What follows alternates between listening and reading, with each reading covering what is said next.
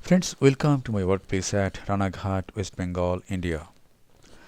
This is a soft cataract. Let us observe this surgery. This is the main incision on the posterior aspect of the limbus. And now, 2% hydroxypropyl methyl cellulose is injected into the anterior chamber. And then 2 side ports are made. This is the side port on the right side, and this is another side port on the left side. And now a 26 gauge bare needle is used to raise a capsular tag. I hold this capsular tag with a utrata forceps, go anticlockwise, and do a rhexis of adequate size.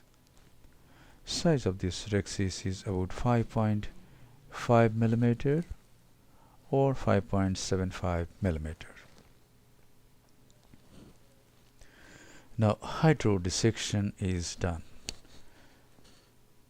This is the first wave, injecting little more.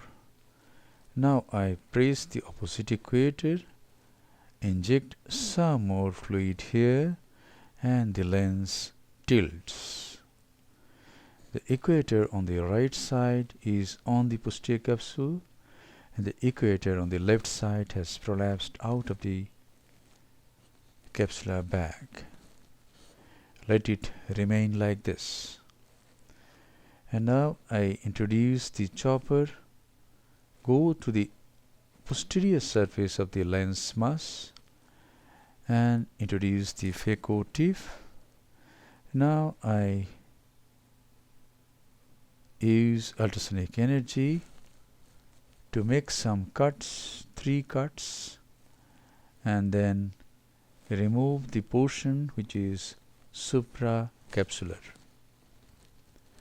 And then I break the rest of the nuclear mass, and in no time the nucleus is conquered. So if you tilt the nuclear mass, you can conquer the nucleus, rather the whole lens mass, very easily. So tilt and conquer in some cases where by hydrodissection the lens mass tilts. And now some 2% HPMC is injected again, and in this case I have used a 23G Simcoe to clean the cortical matter. From now onwards, the surgery is going to be edited a bit. After cortical cleanup, I injected visco in this case, filled off the capsular bag and anterior chamber, and then I injected a hydrophilic acrylic intraocular lens in the capsular bag.